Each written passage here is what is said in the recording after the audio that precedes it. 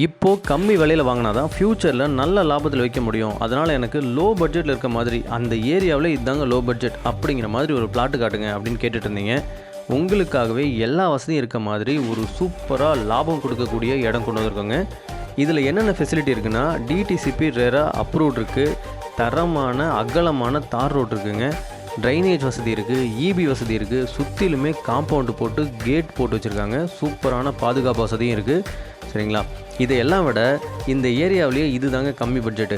நீங்கள் இந்த இடத்த பார்த்துட்டு இதை சுற்றிலும் 2 கிலோமீட்டருக்கு போய் விசாரிச்சுட்டு வாங்க. அப்புறமா நம்ம இடத்துல அட்வான்ஸ் பண்ணுங்கள். லோன் வசதியும் இருக்குங்க.